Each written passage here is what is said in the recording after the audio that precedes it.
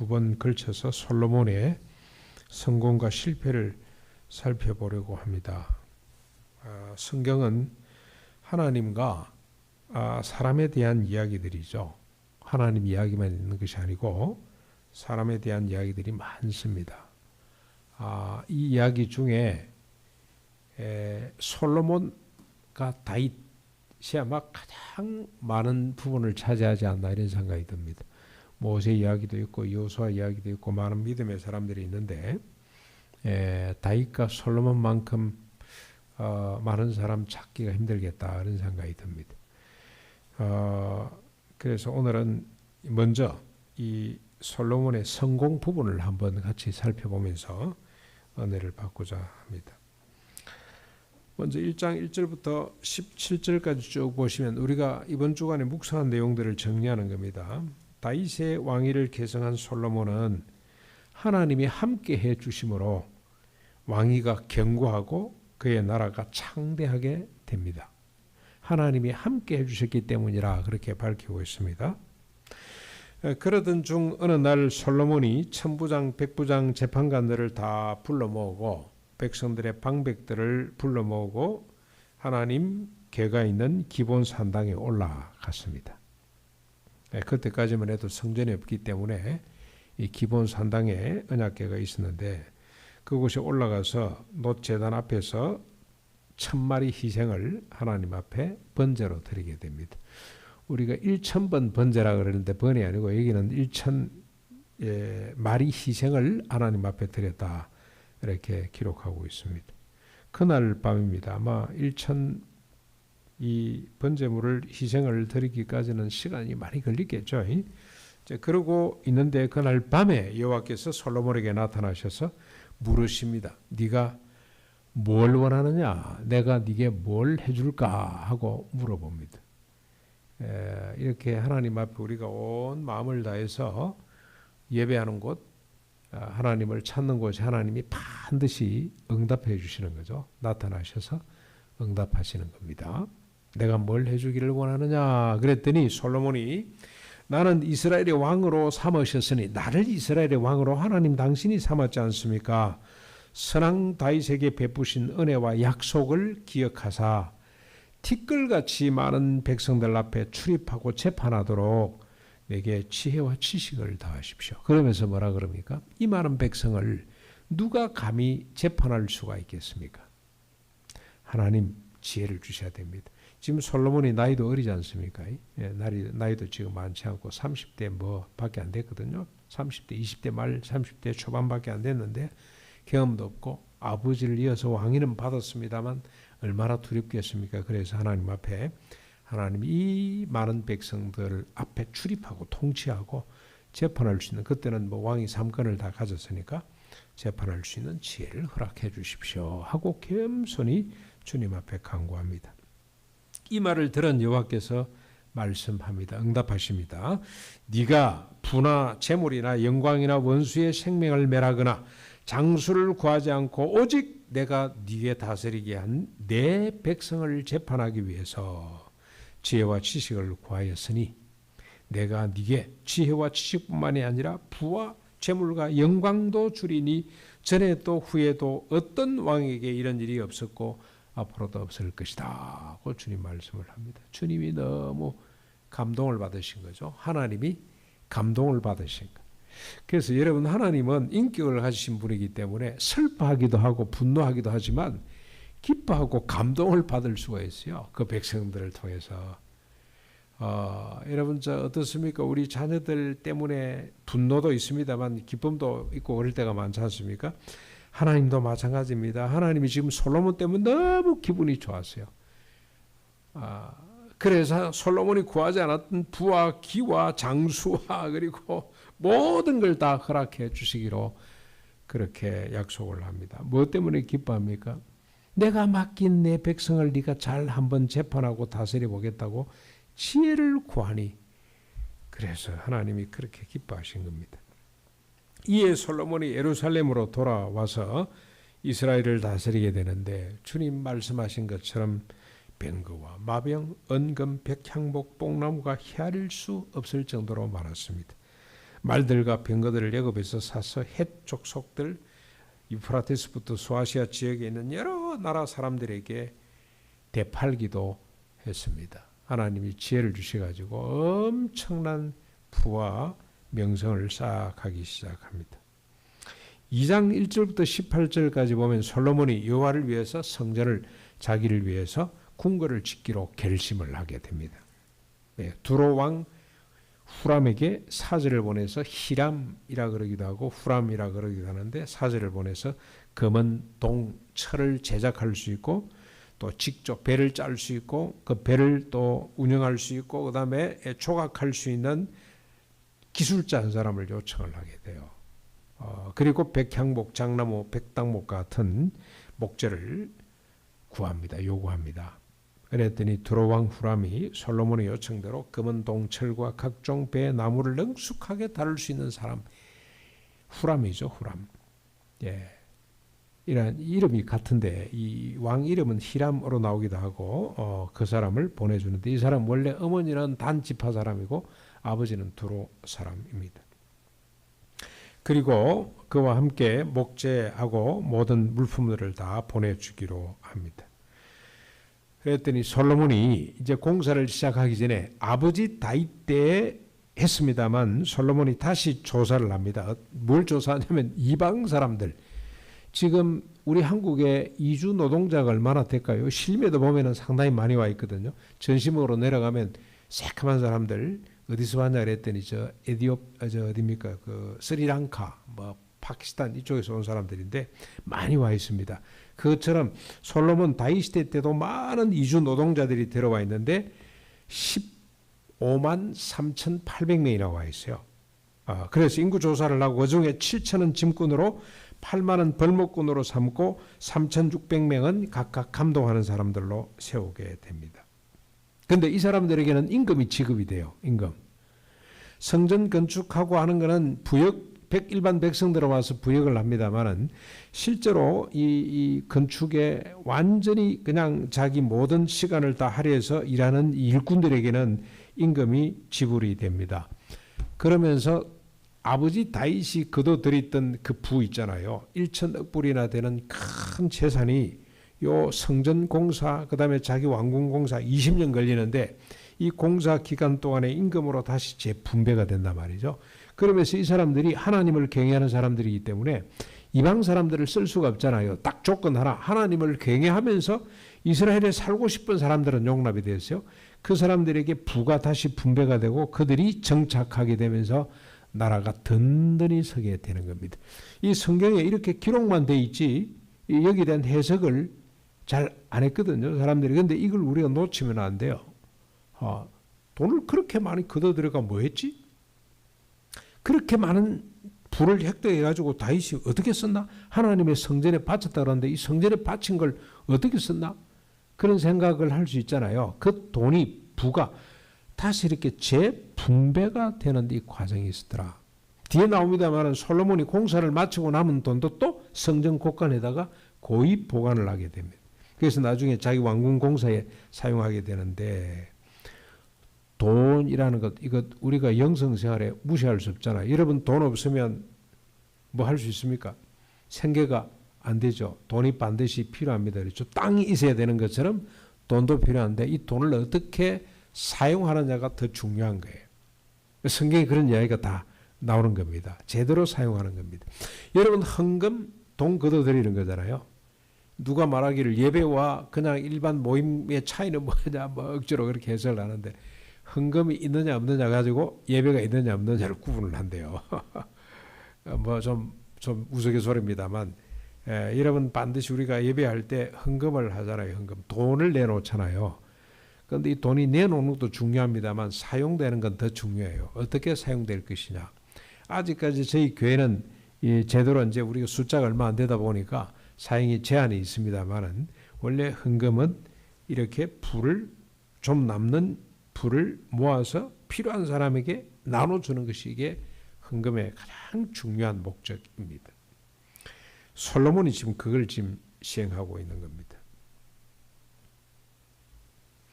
3장 1절로 17절로 넘어가면은 솔로몬 제2 넷째 해 둘째 달 둘째 날에 성전 건축이 시작되었더라.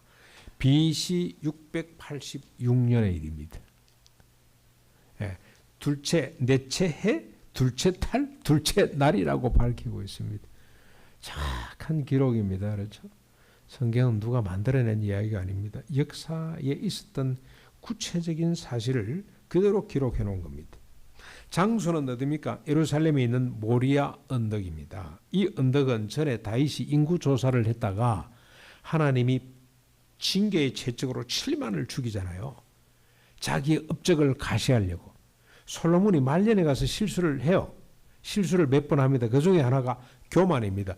자기가 40년 통치하고 났더니 그냥 나라가 부강해지고 강력한 나라가 됐어요. 그래서 인구 조사를 했어요. 자기의 실력을 한번 자랑하고 싶어가지고. 그랬다가 하나님이 7만이나 죽이는 끔찍한 재앙을 내리셨는데, 그때 가세 선지자 이야기를 듣고 이 단을 쌓기 위해서, 하나님 앞에 번제단을 쌓기 위해서 여부스 사람 오롯난의 타작마당에 올라갔는데, 그 타작마당을 정당값을 주고 사서 다윗의 것으로 삼아 놓았습니다. 바로 그 장소가 예루살렘 성전이 되는 겁니다. 후람이 이제 내려와서 성전의 기물들을 다 하나하나 일일이 다 제작을 했더라. 4장 1절부터 22절 긴 내용입니다. 놋바다, 놋제단, 아까 우리 목사님 말씀하신 성전 입구에 큰 물두멍, 놋바다, 그 다음에 물두멍들이 쫙 있고 제물을 싣고, 그 다음에 제사장들이 자기를 정결케 하기 위해서 해놓았던 이런 것들로 미시에서 모든 기물들을 다 제작을 했습니다. 그리고 5장에 넘어가면 솔로몬이 성전 공사를 마치고 솔로몬 11년 8일에 마쳤다. 넷째 해 둘째 달 둘째 날에 시작해서 11년 8일에 공사가 마치게 됩니다. 그러니까 7년 6개월 동안 걸렸습니다. 그리고 남은 은과 금과 모든 기구를 성전 곳간에다가 다시 또 보관을 하게 됩니다. 그리고 솔로몬이 여호와 언약궤를 옮겨오기로 장로와 족장들에게 회의를 통해서 결정을 합니다. 레인이 언약궤를 메고 올라올 때, 이 언약궤를 방치해 놨던 언약궤를 메고 올라올 때, 실로에 있었죠. 실로에서 메고 올라올 때 솔로몬과 모든 회중이 헤아릴 수 없는 많은 양과 소로 제사를 드리게 됩니다. 제사장들이 여호와의 언약궤를 지성소 그룹들 사이에다가 안치하게 됩니다. 그 언약궤 안에는 뭐가 있습니까? 한때 여러분 출애굽하고 그다음에 민수기에 보면 한때는 만나를 담았던 돌 항아리하고 아론이 짚었던 지팡이 2개가 더 들어가 있습니다만, 여기 솔로몬이 다시 이 솔로몬 성전에 언약궤를 안치할 때는 2개는 넣고 이제는 돌판 2개, 십계명 2 돌판만 그 안에 보관이 되게 됩니다.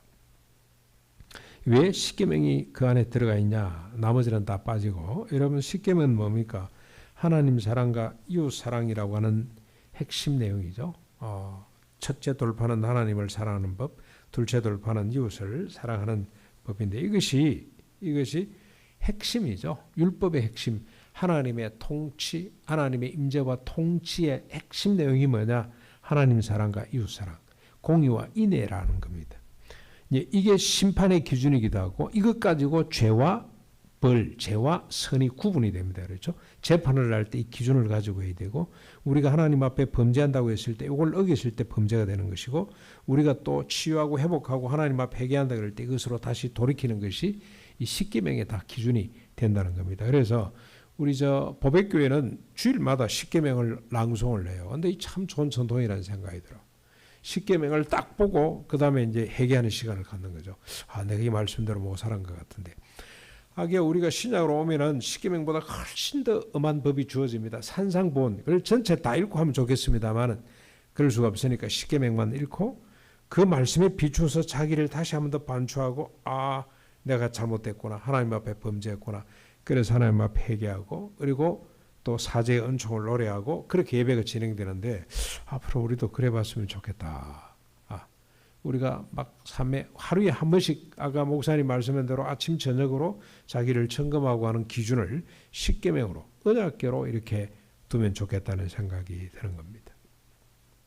자, 이렇게 언약궤를 안치하고 아삽과 헤만과 예두둔과 그의 아들들 형제들이 악기와 노래하는 제사장과 함께 세마포를 입고 비파와 수금을 잡고 일제히 찬양을 합니다. 선하시도다 그의 자비하심이 영원하도다 이렇게 찬송을 합니다. 그때 하나님의 전에 구름이 뒤에 영광이라고 표현을 했습니다만 가득 차게 됩니다. 제사장들이 너무 두렵고 영광스러워서 그 앞에 설 수 없을 만큼 큰 하나님의 영광이 구름 가운데 임하게 되는 겁니다. 여러분 여기서 보면 한 번씩 구름이 쫙 내려앉잖아요. 신비롭습니다. 그렇죠? 예. 하나님의 영광이 온 성전의 구름 가운데 임하게 됩니다. 그리고 6장 1절로 42절까지 보면은 하나님의 영광 앞에서 그 영광 앞에서 솔로몬이 무릎을 꿇고 손을 하늘을 향해 펴고 기도합니다. 이 기도 내용이 참 중요합니다. 신앙의 내용이죠. 믿음의 내용입니다. 뭐라고 기도하느냐? 뭐라고 하나님 앞에 고백하느냐? 이스라엘의 하나님 여호와께서 내 아버지 다윗에게 말씀하신 대로 다 이루셨습니다. 하나님이 이루셨다는 겁니다. 성전 공사를 7년 만에 끝을 내고 말이죠. 엄청난 물품을 쏟고 사람을 동원해서 만들었는데 뭐라고 고백을 하느냐? 내 아버지에게 말씀하신 대로 주님께서 다 이루셨습니다. 원래 아버지 다윗이 성전을 건축하고 싶어 했으나 여호와께서 허락하지 아니하시고 나를 통해서 이루실 것이라고 하셨는데 그 말씀대로 이루어졌습니다. 그리고 말씀하신 대로 언약궤 여호와께서 이스라엘 자손과 세우신 언약을 저희들이 넣었습니다.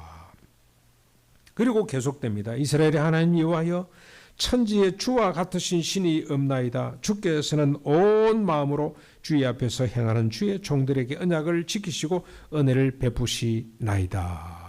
꼭 기도를 하게 됩니다. 자, 이렇게 솔로몬이 기도를 마치며 불이 하늘로부터 내려와서 그 번제물과 제물들을 사르고 여호와의 영광이 그 성전에 다시 가득 차게 됩니다. 이에 왕과 모든 백성이 여호와 앞에서 소 22,000마리, 양 12만 마리로 제사를 드림으로 낙성식이죠. 성전 낙성식을 헌당식을 마치게 됩니다.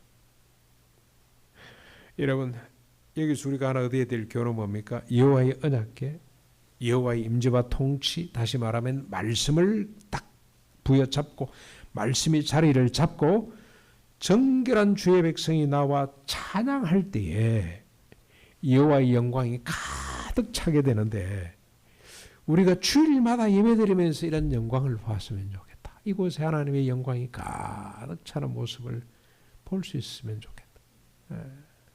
그게 하나님이 소원하신 바잖아요. 하나님이 하시는 일이거든. 우리가 그 하나님 말씀에 조금만 맞추면 이런 영광이 나타나게 된다는 겁니다. 뭐가 중요합니까? 하나님 말씀이 제대로 선포되고 그 말씀에 비추어서 우리가 정결한 모습으로, 그리고 우리가 예배 시작하기 전에 우리를 살피고 죄를 회개하고, 근데 여러분 어떻습니까? 우리가 우리 죄를 고백할 때마다 주님은 또 참 그게 은혜죠. 우리는 두렵고 떨림으로 삽니다마는 우리가 지극히 작은 죄도 큰 죄도 하나님 앞에 고백하기만 하면 예수 그리스도 단 한 번의 흘리신 피인데 얼마나 그게 효과가 있든지 우리의 모든 죄를 그때그때 다 씻어주시고 정결하다고 선언해 주시고, 그리고 우리가 드리는 찬양 가운데 하나님의 영광이 가득 차게 된단 말이에요. 여러분 우리 자식들 간의 관계가 불편해지는데 딱 하나죠. 그냥 어머니 아버지 잘못됐어요. 그러면 어쩝니까? 모든 걸 다 잊어버리잖아요. 그리고 다시 서로 하나가 되는 것처럼 하나님이 그러신 분이라. 그러면서 우리가 찬양할 때 하나님이 너무 기쁘셔서 영광이 이곳에 가득 차게 되는데, 이걸 우리 매주일마다 매일 또 가정예배 또 가정에 기도할 때 또 저녁에 우리가 잠자기 전에 하나님 앞에 기도하고 하나님 찬양할 때마다 이런 체험들, 이런 경험들을 우리가 꼭 기대하면서 회복했으면 좋겠다 하는 겁니다. 예. 이제 7장 넘어가서 보면은 여호와께서 11절부터 22절 여호와께서 솔로몬이 여호와의 전과 왕궁 건축을 마침으로 그가 이루고자 한 것을 다 마무리하게 되죠. 그날 밤에 여호와께서 솔로몬에게 또 나타나셔서 말씀합니다. 이 말씀이 너무 귀합니다. 내가 이미 네 기도를 듣고 이곳을 택하여 내게 제사하는 성전을 삼았으니 혹 내가 하늘을 닫고 비를 내리지 아니하거나 혹 메뚜기들에게 토산을 먹게 하거나 혹 전염병이 내 백성 가운데 유행하게 될 때에 내 이름으로 일컫는 내 백성이 그들의 악한 길에서 떠나 스스로 낮추고 기도하여 내 얼굴을 찾으면 내가 하늘에서 듣고 그들의 죄를 사하고 그들의 땅을 고칠지라. 이제 이곳에서 하는 기도에 내가 눈을 들고 귀를 기울이리니 이는 내가 이미 이 성전을 택하고 거룩하게 하여 내 이름을 여기에 영원히 있게 하였음이라. 내 눈과 내 마음이 항상 여기에 있으리라. 성전은 하나님이 백성들을 위해서 택하시고 거룩하게 세우신 집입니다. 사람들이 하나님을 위해서 지은 집이 아닙니다. 자꾸 우리는 착각을 합니다. 교회도 마찬가지죠. 이 성전을 교회로 보시면 돼요. 교회를 지어놓고 거기다 말이죠. 누가 이제 여러분 저는 성소병원이라고 저기 들어갈 때마다 너무 가슴이 아파요. 앞에 가면은 그 명성교회 김삼 목사가 그걸 인수해가지고 그걸 확장을 냈거든요. 하나님이 지으셨다 이래야 되는데 어느 목사가 이걸 인수해가 이렇게 크게 지었다. 아이고 얼마나 참 두려운지 모르겠어요. 두려운지. 오늘 주님이 분명히 말씀을 했습니다. 솔로몬이 지은 거 아니에요. 내가 내 백성들을 위해서 이곳에 성전을 지었고 내가 이곳에 내 눈과 마음을 두고 내 백성들을 지킬 것이다. 너희들이 화를 입을 때 메뚜기가 와서 농작물을 다 뜯어먹고 그다음에 그냥 큰 재앙이 왔을 때 남패 회개하면 내가 그냥 듣고 즉시 풀어줄 것이다. 내게 복을 줄 것이다. 하나님이 지키고 감찰하시고 복 주시고 지적하고 회개하고 돌이키게 하도록 하나님이 늘 함께 백성들 가운데 함께 할 집을 지었는 게 바로 성전이라고 주님이 말씀을 합니다. 인간이 하나님을 위해서 지은 집이 아닙니다. 하나님이 인간을 위해서 지으신 집이라는 겁니다. 8장 1절부터 18절 솔로몬이 여호와의 전과 자기 궁궐을 20년 동안에 건축하기를 마치고 후람이 솔로몬에게 대들려 준 성읍들 여기에 감동을 받고 후람이 두로 시돈 지역에 있는 왕들이 막 땅을 도로 돌려줍니다. 그리고 솔로몬이 여러 지역들을 정복하고 국고성, 벤거성, 마병의 성읍들을 건축해 갑니다. 그러자 스바 여왕이 솔로몬의 맹성을 듣고 많은 시종과 보석들을 가지고 와서 여러 가지 어려운 질문들을 하죠. 그랬더니 솔로몬이 척척척 답을 다 하자 그게 크게 감동을 받고 존경하게 됩니다. 그 외에 솔로몬의 세입금의 무게가 금 666달란트나 되고 그 외에도 무역상과 객상들이 가져온 것이 있고 아라비아 왕들과 그 나라 밤들로 받은 조공들이 무수히 많습니다. 솔로몬은 금으로 크고 작은 방패들을 만들어서 국고성에 두고 또 상아로 된 큰 보좌를 만들고 순금을 입혔는데 그 보좌에는 6천개가 있고 좌우 우편에는 수각까지 장식물로 장식을 해서 어느 나라 왕도 이런 보좌를 가진 나라가 없더라고 기록이 될 만큼 영광을 누리게 됩니다. 그리고 솔로몬은 금과 음을 귀하게 여기지 않는데 왕의 배들이 다시스로 돌아다니면서 지중해를 누비면서 금과 은과 상아 원숭이 공작들을 막 실어왔습니다. 얼마나 재산이 많았든지 금과 음이 귀하질 않아. 너무 그러면서 천하의 어떤 왕들보다도 더 많은 부와 영광을 누리게 되었더라. 이렇게 솔로몬이 예루살렘에서 온 이스라엘을 다스린 지 40년이 되었습니다. 솔로몬이 그의 조상들과 함께 자매 그의 아버지 다윗의 성에 장사되고 그 아들 르호보암이 대신해서 왕이 되었더라. 이렇게 끝을 냅니다. 끝이 나고 그 다음에 이제 다음 주 우리가 살펴보겠습니다만 이번 주에 이제 우리가 보게 됩니다만은 솔로몬이 어떻게 망해져 가는지를 봅니다. 요까지는 좋아요. 그런데 망하게 됩니다. 아무튼 오늘은 솔로몬의 성공까지만 보시면 여러분 성공의 비결이 뭡니까? 솔로몬이 어떻게 하니까 이렇게 성공할 수가 있었습니까? 딱 한마디로 겸손. 주의 백성을 누가 감히 재판할 수가 있겠습니까? 하나님, 나 못합니다. 하나님이 나를 왕으로 삼아주셨습니다만 나는 힘이 없습니다. 부족합니다. 나는 아무것도 아닙니다 하고 스스로 낮추고 기도하면서 주님의 얼굴을 찾은 겸손 때문에 하나님께서 그토록 기뻐하셨고, 하나님의 뜻대로 살고는 싶은데 힘이 없어. 그래서 하나님 앞에 자신을 낮추고 겸손히 기도했더니 하나님께서 그를 높이 높이 들어주셨습니다. 신앙은 겸손입니다. 겸손. 그래야 순종이 됩니다. 순종. 하나님의 주권을 전적으로 인정하는데 내가 따라갈 힘이 없어서 겸손히 자기를 낮추고 하나님의 얼굴을 바라볼 때 그때 하나님께서 기뻐하시고 역사하시는 거죠. 그렇습니다. 그래서 우리가 연약한 모습이 보일 때 그때가 오히려 기회인 것 같아요. 너무 죄를 안 짓고 훌륭하게 살면 자기도 모르게 교만이 넘쳐. 내가 마치 하나님을 기쁘게 해주는 것처럼 하나님 내가 이만큼 잘했습니다 이런 게 나올 것 같아요. 근데 한 번씩 가다가 우리가 실수를 할 때 그때 깨어지는 거죠. 하나님, 제가 뭡니까? 저는 아무것도 아닙니다. 저는 무능한 죄인입니다. 하나님, 그래서 낮추고 하나님의 얼굴을 전적으로 바라볼 때, 언제나 거기에 계시는 주님을 바라볼 때 그때 주님이 그래, 내가 너 모든 것들을 용서하고 내가 너를 다시 세우마. 그래서 높이 들어주시는 겁니다. 다윗이 바세바를 취하는 실수가 없었더라면 그가 하나님의 은혜를 깨달았겠습니까?